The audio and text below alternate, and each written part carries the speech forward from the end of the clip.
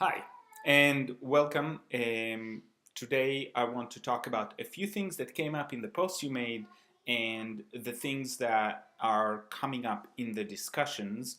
And the first thing, there was quite a bit of discussion about the importance of early intervention, and I do not disagree with the idea of early intervention and prevention. What I do want to make sure that we all understand is that even with the best of all, in the best of all worlds, we cannot, with early intervention, prevent everything. And we will find a few things that happen with early intervention. One of them is that we're going to miss a few students who have some basic skills, but later just fail to build on those. That's the first thing. And the second thing is for a myriad of reasons that has to do with family situations, with moving around, with moving and immigrating between countries or even between areas in the country, you can find very different, very significant differences in the way that students are ready to engage and are engaging, even if early intervention is used. And as a result,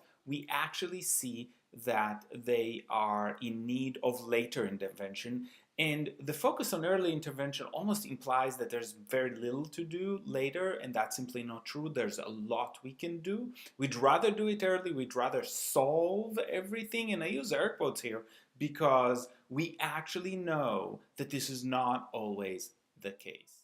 The second thing I'd like to talk about is the fact that we actually know from a lot of research that students that are served early and seem to be doing a lot better don't always stay that way. So 2, 3 years later, we often find them in needing of further intervention. So if we're providing intervention early on, and we've seen this with reading recovery very commonly, kids are served in first grade, they do a lot better, and then when we find them in fourth grade, they're in need of intervention again. So this idea that we inoculate kids and everything is fine from that point forward doesn't always work. It reduces the need, and it makes the need for later intervention a lot more manageable, but it doesn't do completely away with it. So that's another point.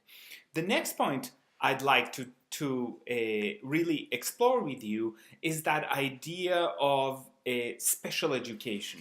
And the idea of special education is really important because there's this idea that then, when we're done with all of these tiers, we send them to special education. And the question is then, what is so special about special education? That is, how is special education necessarily different than all the tiers you've done before? And I'm not fully clear that there is enough of a difference to really think about special education as a separate thing. We are in special education able to move a little more resources, have maybe a little more people involved, maybe more intensive, but at the heart of this, the same intervention are probably those that are going to apply, just with more force. So we really need to stop thinking about special education as a magic pill to everything, and there's a lot of data across the years that says it has limited impact, and it's a struggle for anybody delivering it. And as a special education in my own past, a special education teacher in my own personal past, I know that very, very well. There are lots of things you can do, but there is no magic involved in all of this. Mostly hard work with known interventions and just being patient and being very differentiated when you deliver them. Next thing, and this is really interesting as you talk, there was quite a bit of conversation about professional development, what would you like to have and how and when, and I would argue that the thing that has been missing to a great degree is the idea of differentiated professional development. And that is that when we're providing education to students, we talk a lot about differentiation, but when we talk in our districts about professional development for teachers, we tend to talk about things that everybody needs. Everybody's got to do this, everybody's got to do that, everybody's got to be on the same page. But the truth is, we're at a very different starting points based on our experiences, based on our last position, and where we're going and what we're going to do. So really, the key is most likely differentiated professional development that allows people to choose what they need based on their next role, what they need based on their students, and what they need based on the kind of information they already have. And really, the best people to make most of this judgment are the teachers themselves. Finally, I'd like to talk a little bit about the reading specialist and what I see as different ways to discuss what reading specialists do.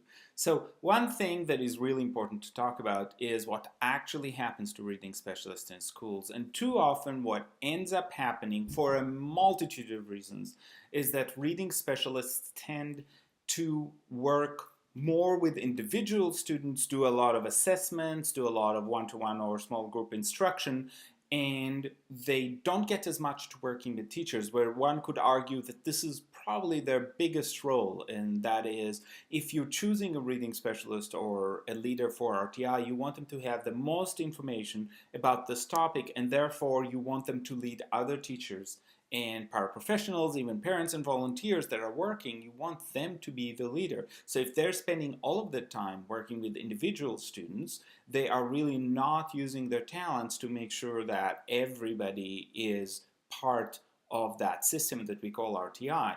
And so I'm really concerned when I see this, and when I get to schools and ask where they are, and they're always working with a child. Because again, I'd like them to work a portion of the time with children. They'll be best to work with the hardest to reach children, but we really want them to spend a significant amount of their time with other professionals and paraprofessionals, guiding them through steps, helping them think and plan and organize so they know what to do. Because if not, that piece that they're doing will happen and be very, very well, but will happen with only a very small group of children because there's only that many we can serve during the day. An alternative to the idea of reading specialists is really working together as a teacher team without a clear specialist leading it. So if you think about it, we work a lot in grade level teams and in other arrangements where we're equals. Somebody takes the lead for a specific piece, but not because they have more knowledge, just because they take charge for this. Sometimes it's a person that leads for a long period of time. Sometimes we rotate it. And so different teachers can lead different points. And the idea is, and I use this metaphor as I blog today too, the idea is that we are a team together. My metaphor is climbing mountains and the way we're tethered together. And so if we want our whole school to succeed, we can really work together towards that goal. And everybody's doing their part. Different people can lead, different people can guide. And that doesn't require somebody with superior knowledge to come in and be the one saying, this is how we're going to do this. That's a consultation kind of an idea where you can bring people from the outside to answer a little bit of questions or to get the process going, but then you can own it completely and really be free to guide what you're doing based on school needs, your students, and where your teachers are. So that's for this time. The one thing I'd like to ask you to do is, as you're doing discussions, please go back to your own posts, see if anybody posted questions or things they wonder about, so you can respond to it and the conversation can go on. And the second thing is, I'm really trying to get you to give specific student examples from your own experience or from the experience of others, because that makes the discussion a lot more grounded and a lot more real. And I'll see you next time when we talk about response to intervention.